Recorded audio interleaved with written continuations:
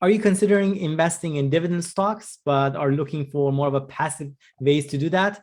Then perhaps dividend exchange traded funds would be the way to go.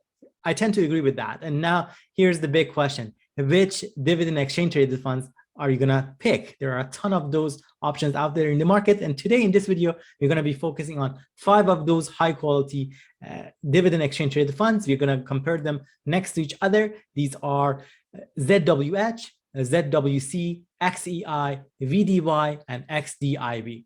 We'll also share with you a handy little tool from BMO that allows you to easily compare up to 5 different ETFs next to each other and compare them in terms of different key details. Let's get into it. All right, here on the screen, you can see the tool by BMO, Global Asset Management. It's a comparison tool that allows you to compare up to 5 different funds next to each other and compare them. And these are the picks that we have as we talked about them: 𝗁𝐻, 𝗁𝐶, 𝗋𝐈𝐖, 𝗁𝐷𝐲, and 𝗋𝐷𝐈𝐕.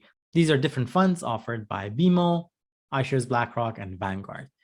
The first thing to look at is the closing price for each one of them. You notice this hovers anywhere between as low as $20, for example, in the case of 𝗁𝐶, and to as high as $47.67 for 𝗁𝐷𝐲. Let's take a look at specifically what they each entail. All of these 5 ETFs are offered and available through Toronto Stock Exchange, TSX, and they're all geared towards large growth investing. Looking at the objectives of each one of these funds, for 𝗁𝐻, which is BMO US High Dividend Covered Call ETF in Canadian dollars, it has been designed to provide exposure to a dividend-focused portfolio while earning call option premiums. As a result, the underlying portfolio is yield-weighted and broadly diversified across sectors. Whereas for 𝗁𝐶, or BMO Canadian High Dividend Covered Call ETF, here's this Canadian High Dividend Covered Call ETF. The name suggests it seeks to provide unit holders with exposure to the performance of a portfolio of dividend-paying Canadian companies to generate income and provide long-term capital appreciation. As for 𝗋𝐈𝐖, or iShares S&P Toronto Stock Exchange Composite High Dividend Index ETF, here it provides you long-term capital growth by replicating to the extent possible the performance of the S&P Toronto Stock Exchange Equity Income Index net of expenses. As for 𝗁𝐷𝐲, which is quite popular among dividend investors, it does seek to track to the extent possible the performance of broad Canadian equity index that measures the investment return of common stocks of Canadian companies that are characterized by high dividend yield. And currently, this Vanguard ETF seeks to track the FTSE Canada High Dividend Yield Index. And lastly, 𝗋𝐷𝐈𝐕, which is one of the holdings that I have in my portfolio. This one actually seeks to the extent possible, to replicate the performance of the MSCI Canada High Dividend Yield 10% Security Cap Index. And you notice some additional details. Here, the inception date for all of these funds are listed. You notice that the fund that was incepted the latest and earliest was actually 𝗋𝐈𝐖, going back all the way to 2011. And the one that is incepted most recently is the last one, which we have 𝗋𝐷𝐈𝐕, incepted back in June of 2017. And the management expense ratio, MER, hovers anywhere between the low of 0.11%. This is the lowest fee that you will be paying in this case among these 5 for 𝗋𝐷𝐈𝐕. And the highest would be for both your 𝗁𝐻 and 𝗁𝐶, the BMO products. You're paying 0.72% fee. What this means is that if, let's say, you invest $10,000, you're paying a fee of $11 for your investment in 𝗋𝐷𝐈𝐕, and you're paying $72 in 1 year for 𝗁𝐶 or 𝗁𝐻. You get the idea. Let us take a look at the performance. I think this is where it can get quite interesting. This graph shows you the performance over, in this case, in the past 1 year. Had you invested a year ago, which one of these funds would have provided the best return? What you notice is that the best return would have been for Vanguard FTSE Canadian High Dividend Yield Index ETF, your 𝗁𝐷𝐲.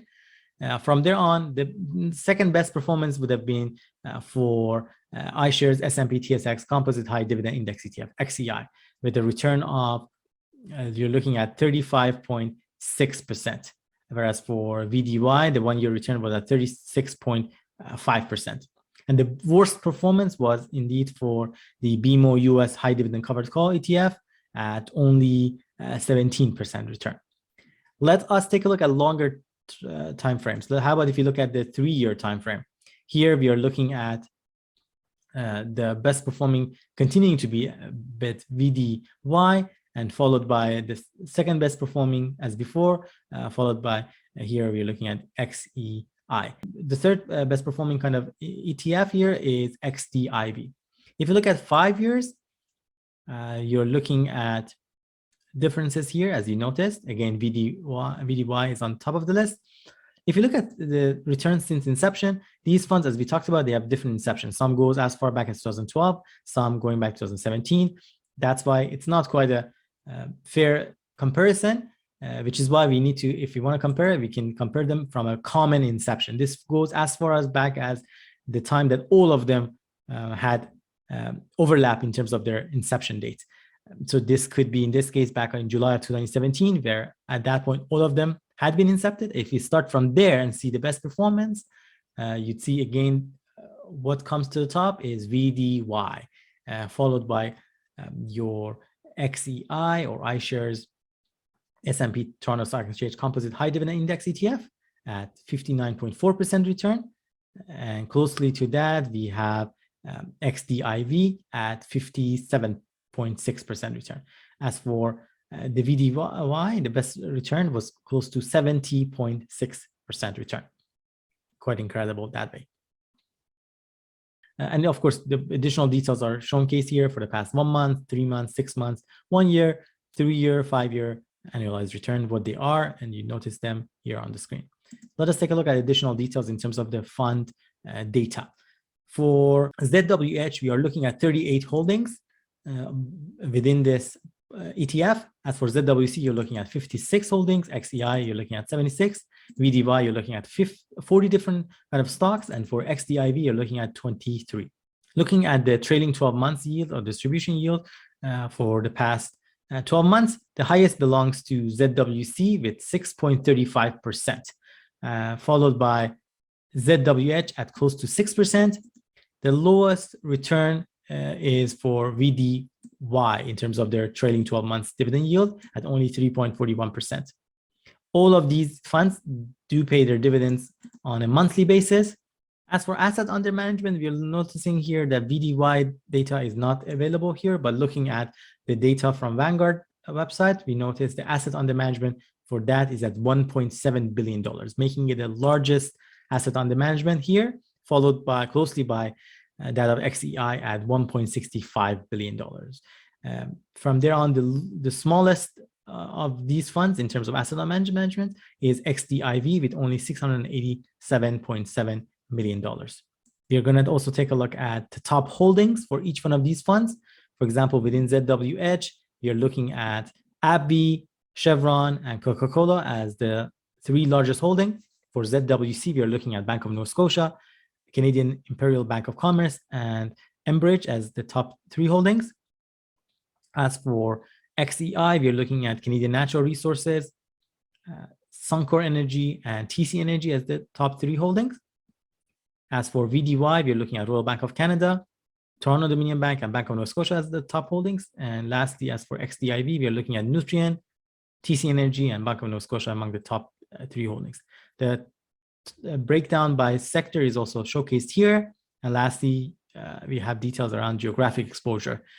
One thing you'd notice is that for many of these, in fact, for 4 out of these 5 holdings and the ETFs, your main exposure is to Canada, with the only exception being for BMO US high dividend covered call ETF, where obviously, as the name suggests, almost 96% of your exposure is to the US market.